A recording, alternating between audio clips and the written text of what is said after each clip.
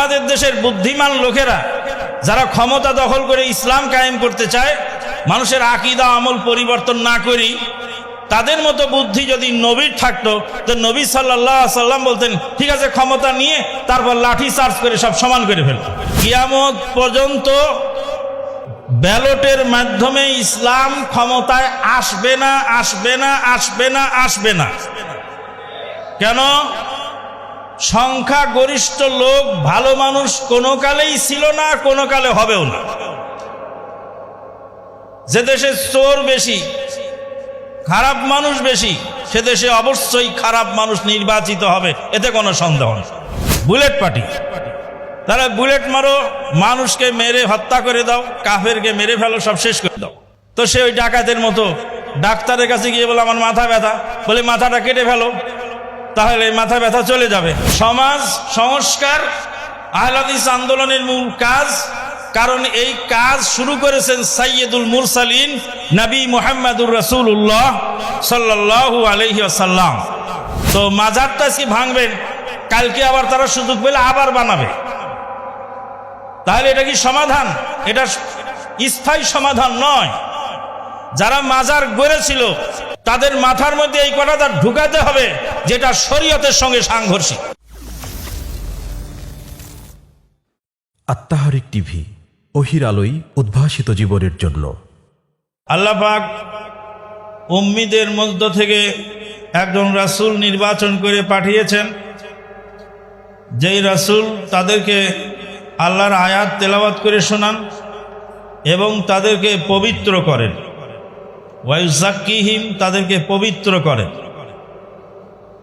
ওয়ায়ুযাক্কিহিম মিন আদরানিল শিরকি ওয়াল বিদআতি ওয়াল খুরাফাতি ওয়াল খুযাবালাত, তাদেরকে পবিত্র করেন শিরক, বেদাত এবং কুফরি আকীদা থেকে, জাহেলিয়াত ও কুহলিকা থেকে আলোর প্রস্রবণের দিকে তাদেরকে ধাবিত করান। ইসলামের সুশীতল ছায়াতলে আশ্রয় গ্রহণ করার জন্য তাদেরকে তিনি নির্দেশনা দান করেন। ওয়ায়ুআল্লিমুহুমুল কিতাব ওয়াল হিকমা, তাদেরকে কিতাব এবং হিকমত শিক্ষা দিয়ে থাকেন। রাসূলুল্লাহ সাল্লাল্লাহু আলাইহি ওয়াসাল্লাম বলেন, বাদা আল ইসলামু গারিবা সায়াউদু কামা বাদা ফাতুবা লিল গুরাবা। ইসলাম এসেছে অপরিচিত অবস্থায়, অপরিচিত অবস্থায় ইসলাম ফিরে যাবে। আজকে আহলে হাদিস আন্দোলনের যে মূল থিম সেটা প্রকাশ পাচ্ছে, কারণ বুলেট পার্টি এবং ব্যালট পার্টি, দুইটা পার্টি আছে। একটা হলো ব্যালটের মাধ্যমে ইসলাম কায়েম করার চেষ্টা করে থাকেন। আমরা বহুবার বলেছি যে গণতন্ত্র ইসলামের সঙ্গে সাংঘর্ষিক। গণতন্ত্রদের সংখ্যা গরিষ্ঠের শাসন কায়েম করে, একথা সম্পূর্ণ ভুল ও মিথ্যা। তা পরিষ্কার ভাষায় জাতিকে আমরা বলে দিয়েছি। একটা ভোট কেন্দ্রে মনে করুন 1000 ভোট আছে, আর সেখানে প্রার্থী হলো 10 জন। গড়ে যদি ভোটগুলি ভাগ করে দেওয়া যায় তাহলে 100 করে ভোট সবাই পাবে। প্রার্থী 10 জন, ভোট 1000। কিন্তু দেখা গেল একজন 101 ভোট পেয়ে সে সংখ্যা গরিষ্ঠতা লাভ করল। তার মানে 1000 ভোটারদের মধ্যে 101 ভোট যিনি পেলেন তিনি সংখ্যাগরিষ্ঠ, আর বাকি যে 899 ভোট তার বাইরে থাকলো সেটা মানুষ বুঝলই না। মানে আরো 9 জন প্রার্থী আরো যে 899 ভোট পেল, এই 899 ভোট ছিল তার বিপক্ষে আর 100 ভোট ছিল তার পক্ষে। তো গণতন্ত্রের যে মেজরিটি মাস্ট বি গ্রান্টেড বলা হচ্ছে তা একদম ভুল প্রমাণিত হয়েছে। গণতান্ত্রিক শাসনে, এই দলীয় শাসনে মানুষ পিষ্ট হয়ে স্বস্তির নিঃশ্বাস ফেলেছে। এখন আস্তে আস্তে আমরা কিছু আশার আলো দেখতে পাচ্ছি, ফালিল্লাহিল হামদ। সম্মানিত উপস্থিতি, এতে গেল বুলেট ব্যালট পার্টি। কিয়ামত পর্যন্ত ব্যালটের মাধ্যমে ইসলাম ক্ষমতায় আসবে না, আসবে না, আসবে না, আসবে না। কেন? সংখ্যাগরিষ্ঠ লোক ভালো মানুষ কোনো কালেই ছিল না, কোনো কালে হবেও না। যে দেশে চোর বেশি, খারাপ মানুষ বেশি, সে দেশে অবশ্যই খারাপ মানুষ নির্বাচিত হবে, এতে কোনো সন্দেহ নেই। তারপরে টেন্ডারবাজি, চাঁদাবাজি তো আছে। আর এক পার্টি হলো বুলেট পার্টি। তারা বুলেট মারো, মানুষকে মেরে হত্যা করে দাও, কাফেরকে মেরে ফেলো, সব শেষ করে দাও। তো সে ওই ডাকাতের মতো ডাক্তারের কাছে গিয়ে বলে আমার মাথা ব্যথা, বলে মাথাটা কেটে ফেলো, তাহলে মাথা ব্যথা চলে যাবে। মাথা কেটে ফেলানোর সমাধান নয়, সমাধানে মলম ডলতে হবে, মেডিসিন দিতে হবে, ওষুধ দিতে হবে। এটার নাম হলো সংস্কার। সমাজ সমাজের জায়গায় থাকবে, সমাজকে সংস্কার করতে হবে। সমাজ সংস্কার আহলে হাদিস আন্দোলনের মূল কাজ, কারণ এই কাজ শুরু করেছেন সাইয়্যিদুল মুরসালিন নবী মুহাম্মদুর রাসূলুল্লাহ সাল্লাল্লাহু আলাইহি ওয়াসাল্লাম। নবী সাল্লাল্লাহু আলাইহি ওয়াসাল্লাম যখন মক্কাতে দাওয়াত শুরু করলেন, মক্কায় দাওয়াত শুরু করলে কাফের লিডাররা এসে বলল যে তোমাকে নেতৃত্ব দেওয়া হবে, নেতৃত্ব তুমি গ্রহণ করো। আমাদের দেশের বুদ্ধিমান লোকেরা যারা ক্ষমতা দখল করে ইসলাম কায়েম করতে চায়, মানুষের আকীদা আমল পরিবর্তন না করি, তাদের মতো বুদ্ধি যদি নবীর থাকতো, তো নবী সাল্লাল্লাহু আলাইহি ওয়াসাল্লাম বলতেন ঠিক আছে ক্ষমতা নিয়ে তারপর লাঠি চার্জ করে সব সমান করে ফেল। কিন্তু নবী সাল্লাল্লাহু আলাইহি ওয়াসাল্লাম তা গ্রহণ করলেন। কারণ মানুষকে সংশোধন করা, মানুষের আকীদা পরিবর্তন করাটা জরুরি। যার ফলশ্রুতিতে যারা মূর্তি গড়েছিল তাদের মূর্তি তারাই ভেঙেছিল। আজকে যদিও মাজার ভাঙা চলছে মহা সমারোহে, তো মাজারটা আজকে ভাঙবেন, কালকে আবার তারা সুযোগ পেলে আবার বানাবে।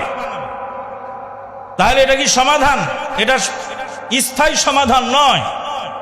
যারা মাজার গড়েছিল তাদের মাথার মধ্যে এই কথাটা ঢুকাতে হবে যেটা শরীয়তের সঙ্গে সাংঘর্ষিক। এক ভদ্রলোক তার বাবার কবরকে সঙ্গে মারমার পাথর দিয়ে বাঁধাই ছিল। যখন কোরআন হাদিস পড়ে বুঝতে পারলেন যে কবর বাঁধাই করা জায়েজ নয়, তখন নিজের বাবার কবর নিজে হ্যামার দিয়ে নিজে ভাঙলেন। মক্কার যারা মূর্তি পূজক ছিল তারা সংস্কারের মাধ্যমে যারা মূর্তি পূজা করছিল তারা মূর্তি পূজা ছেড়ে দিয়েছিল। আমরা মাঝে মাঝে উদাহরণ দিয়ে থাকি যে আপনি গাড়ি চালাচ্ছেন, গাড়ির অ্যাক্সেলেটারে পা দিয়ে চাপছেন, গাড়ি সামনের দিক যাচ্ছে, গাড়ি পিছনে হটাতে হলে দড়ি দিয়ে রশি দিয়ে ধাক্কায় পিছনে হটাবেন না, কি করতে হবে? ওই অ্যাক্সেলেটার চাপলেই গাড়ি আবার পিছনে হটবে। করতে হবেটা কি? গাড়ির গিয়ার চেঞ্জ করতে হবে। আগে ছিল গাড়ি ফ্রন্ট গিয়ারে, যখনই গাড়ি ব্যাক গিয়ারে দিলেন, যে অ্যাক্সেলেটার চাপাতে গাড়ি সামনে আগাচ্ছিল, যখনই গাড়ি গিয়ার চেঞ্জ করে ব্যাক গিয়ারে দিয়ে এবার অ্যাক্সেলেটার চাপছেন, এবার গাড়ি আপনার পিছনে চলে আসতেছে। তো গিয়ার বক্স হলো এই জায়গায়।